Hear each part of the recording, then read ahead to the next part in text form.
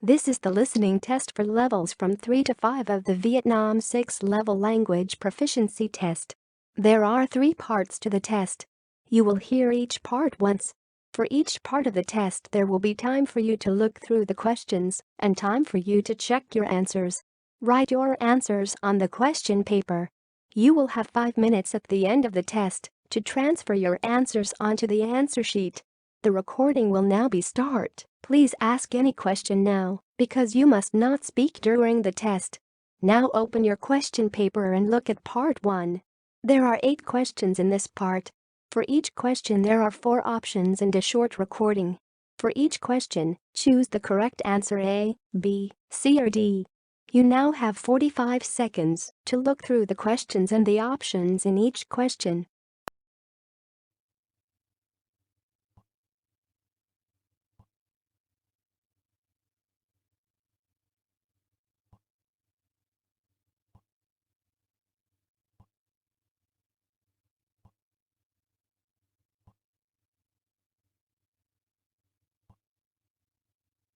Now we are ready to start. Listen carefully. Look at question 1.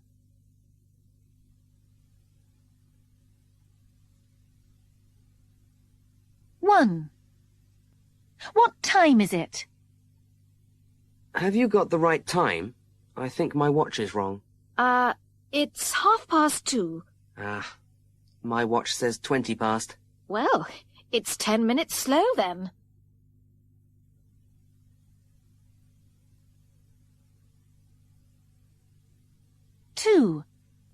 What's Michelle going to read? Can I read your newspaper, Michelle? Didn't you bring a book with you? Yes, but it's not very interesting. Oh, here you are. I'll read this letter from John.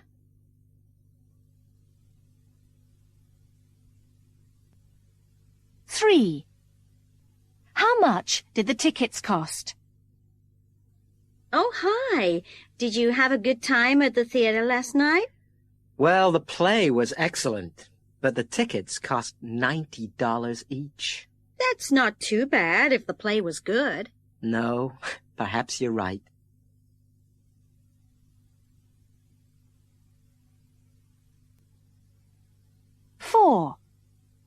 What is the man going to buy? Is everything ready for the holiday? I'm just going shopping. I must get those pills I take when I feel travel sick. Do we need anything else at the chemist's? We forgot the toothpaste last time. I've got that. I haven't got any sunglasses, but I can borrow yours, can't I? And I'll get something to read at the airport. Right.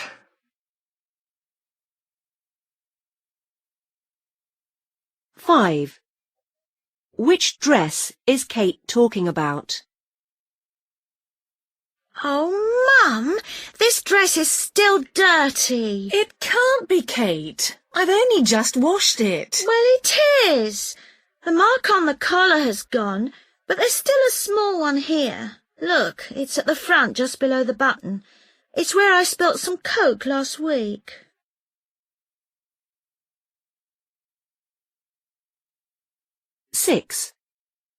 When will Jane meet them?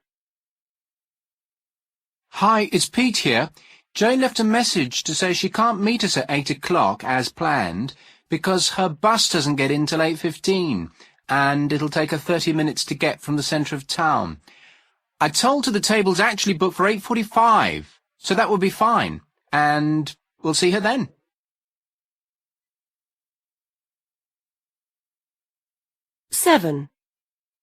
Which morning activity is for beginners? At 10 a.m. tomorrow morning there will be swimming lessons at both intermediate and beginner level. Then there will be volleyball practice at 11:30 for all those of you who are already in one of the teams. Also in the morning, for those of you who already know how to sail, there's a chance to do some practice on your own.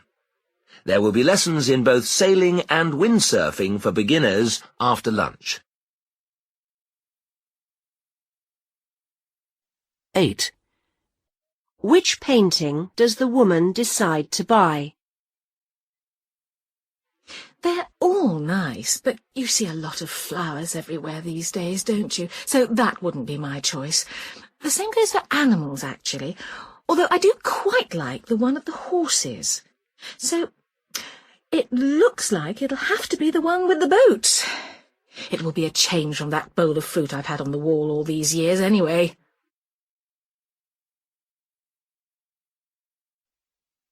That is the end of part 1. Now turn to part 2. You will hear 3 different conversations. In each conversation there are 4 questions. For each question, choose the correct answer A, B, C or D. You will hear the conversations only once. Now open your question paper and look at the conversation 1. You now have 25 seconds to look through the questions and the options in each question.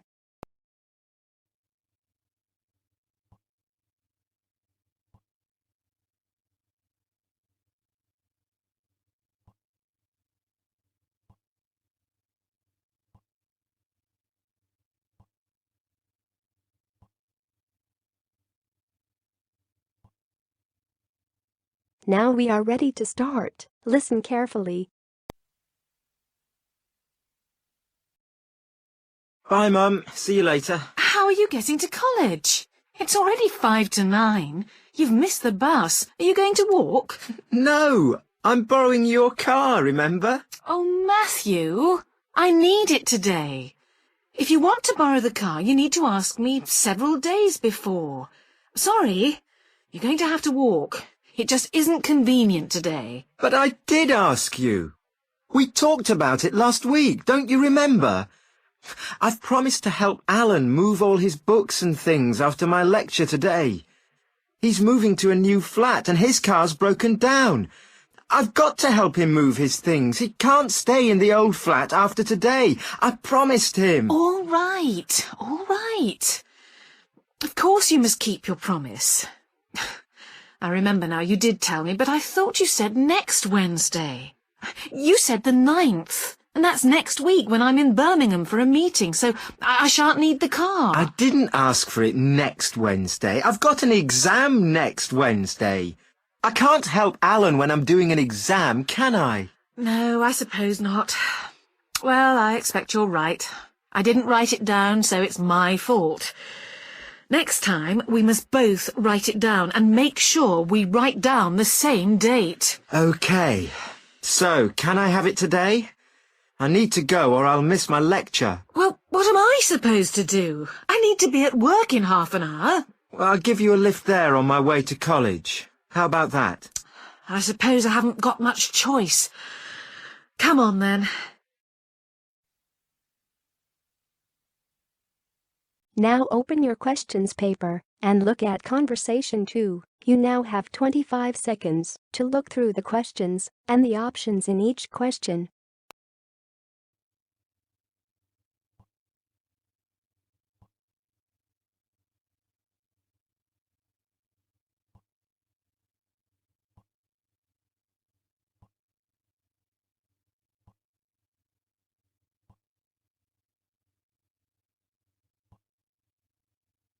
Now we are ready to start. Listen carefully. OK, now we come to our regular spot on extreme sports. And this week, our fearless reporter, Tom Walker, has been trying out something called indoor skydiving. And he's with me now. Tom, what's this all about? Well, it's the same as skydiving. Jumping from an aeroplane and free-falling through the air without opening your parachute for some time, except that you do it in an indoor wind tunnel. And there's no plane and no parachute. And so I was told, no danger. So it gives you a taste of doing an extreme sport, but it isn't quite so extreme. Right. Now, where did you do it?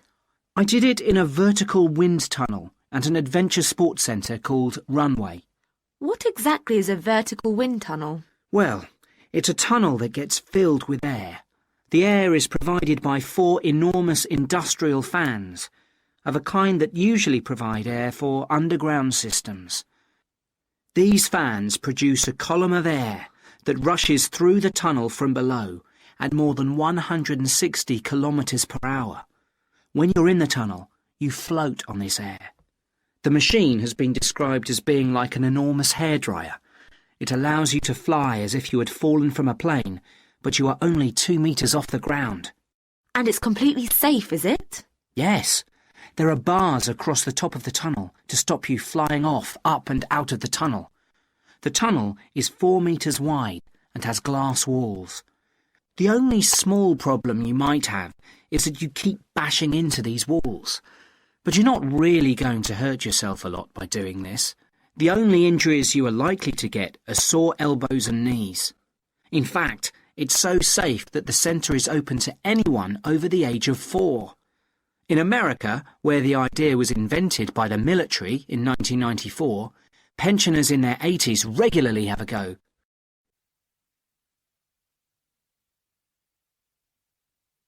Now open your questions paper and look at Conversation 3. You now have 25 seconds to look through the questions and the options in each question.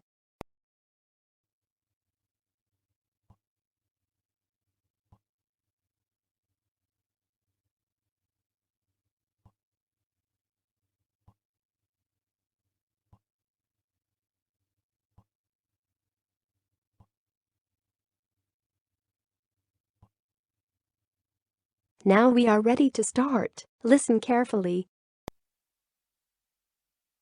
Hi, Yun. As you know, I've asked you here today to discuss the future of our Self-Access Centre. We have to decide what we want to do about this very important resource for our English language students. So, can you tell me what the students think about this? Well, from the students' point of view, we would like to keep it. The majority of students say that they enjoy using it because it provides a variation on the classroom routine, and they see it as a pretty major component of their course. But we would like to see some improvements to the equipment, particularly the computers. There aren't enough for one each at the moment, and we always have to share. Well, yes, the teachers agree that it is a very valuable resource, but one thing we have noticed is that a lot of the students are using it to check their personal emails. We don't want to stop you students using it, but we think the computers should be used as a learning resource, not for emails. Some of us also think that we could benefit a lot more by relocating the Self-Access Centre to the main university library building. How do you think the students would feel about that, Yun? Well, the library is big enough to incorporate the Self-Access Centre, but it wouldn't be like a class activity anymore. Our main worry would be not being able to go to a teacher for advice. I'm sure there would be plenty of things to do, but we really need teachers to help us choose the best activities. Well, there would still be a teacher present, and he or she would guide the activities of the students. We wouldn't just leave them to get on with it. Yes, but I think the students would be much happier keeping the existing setup. They really like going to the Self-Access Centre with their teacher and staying together as a group to do activities. If we could just improve the resources and facilities, I think it would be fine.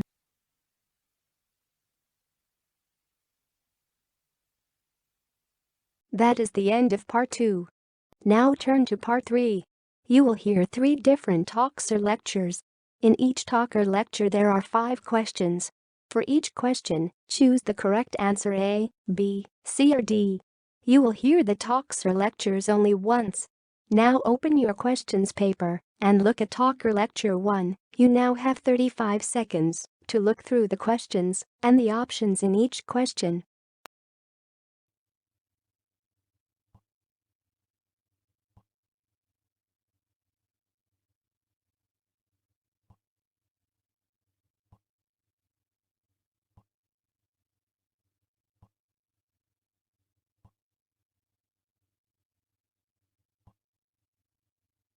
Now we are ready to start. Listen carefully.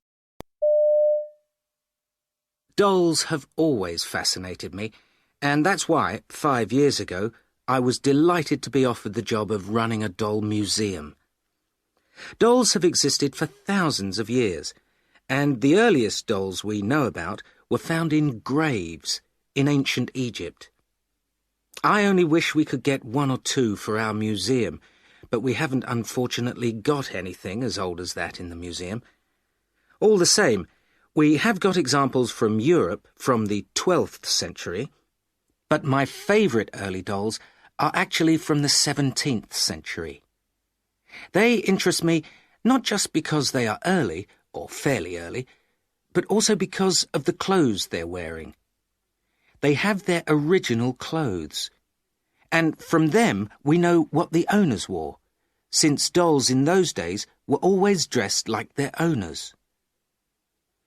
They were made of the only material readily available for things like this at the time, solid wood, and they were painted in great detail. In fact, on the best examples, like the ones in the museum, the detail includes the 17th century makeup. Dolls like these were very expensive then, and only the very rich could afford them. These days, they're popular with collectors, and if you want one today, you have to pay anything up to £10,000 for a doll in perfect condition from this time. By the way, what makes them so valuable is that, as far as a collector is concerned, a doll is only worth collecting if it is in perfect condition, and that means having the original clothes. Doll collecting has become very fashionable since the museum opened, with people interested in dolls from every period, including later dolls. There's great interest in 19th century examples, when dolls were no longer made of wood, but began to have soft bodies and real hair. They were very delicate, and few have survived, meaning such a doll would be worth about £2,000, perhaps a bit more. Later, in the 19th century, you could often take off the doll's hair. If you can often see the maker's name underneath, and of course, the right one increases a doll's value. There was a really big change in dolls at the beginning of the 20th century. In the museum, we have one of the earliest examples, from about 1909, of a doll that's a model of a baby. Previously, all dolls, the earlier ones, were little adults. Now open your question paper and look at Talker Lecture 2. You now have 35 seconds to look through the questions and the options in each question.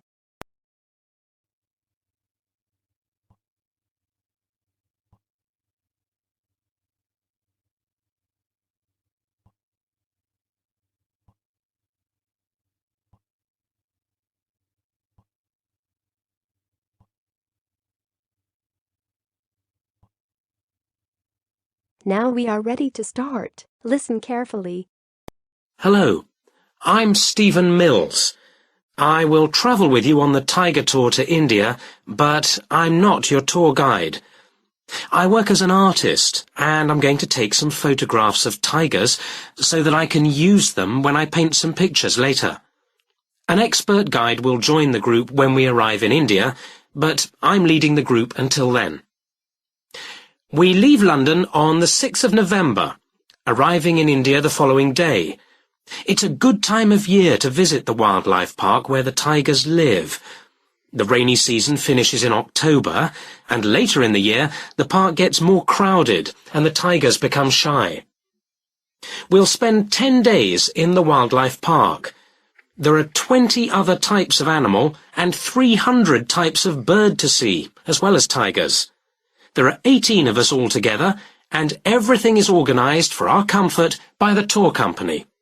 For example, although we're in the jungle, we won't have to sleep in tents. The hotels where we'll stay are all very comfortable. To be sure of seeing tigers, we'll stay in 2 different parts of the wildlife park. We'll spend 3 days in the north, where we'll travel around in an open truck, and the rest of the time in the south, where we'll travel around on elephants. That should be fun. On the way back to London, we have dinner and one night's bed and breakfast in the Indian capital, Delhi. There you can either go sightseeing or go shopping, whichever you prefer. But please note that lunch is not provided on our day of departure, as the plane leaves at 2 in the afternoon. Now, if there are any questions, I'd like you... Now open your question paper and look at Talker Lecture 3. You now have 35 seconds to look through the questions and the options in each question.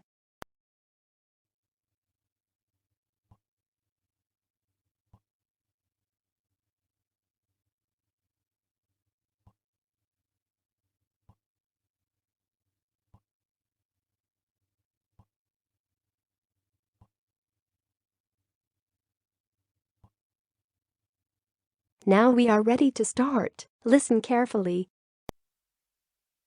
For the second in our series about locally run businesses, we meet Simon Winridge, co-founder of the hugely successful Winridge Forest Railway Park. Welcome, Simon. Now, perhaps you can begin by telling us a little bit about how it all started. Well, during the 1970s, my wife Liz and I had just acquired 80 acres of sheep farming land, and we decided to settle down and have children. Pretty soon we had a daughter, Sarah, and a son, Duncan. The place was wonderful for the kids. They particularly loved trains and gradually built up an enormous network of miniature railway track. I began to develop larger-scale models of locomotives, but we didn't think anything more of it until I went on a trip to a theme park near Birmingham and decided we could do a much better job. So we set up a small one ourselves, based on the miniature railway, and we opened to the public for just a month that year, 1984, in July, our driest month, because our children said they didn't want our guests to have a miserable wet visit. I dealt with park business and Liz carried on with the farm work. It soon became clear that we were onto a winner. We began to extend the railway track and lay it among more interesting landscape by planting trees, which in turn attracted more wildlife, and by making cuttings through the rock. Nowadays, we're open all year round, and we're pleased to say that Winridge is one of the most popular visitor attractions in the area, with 50,000 visitors a year. 1.5 million people have been through our doors since we opened. That is the end of part 3. Now you have 5 minutes to check your answers and transfer your answers onto the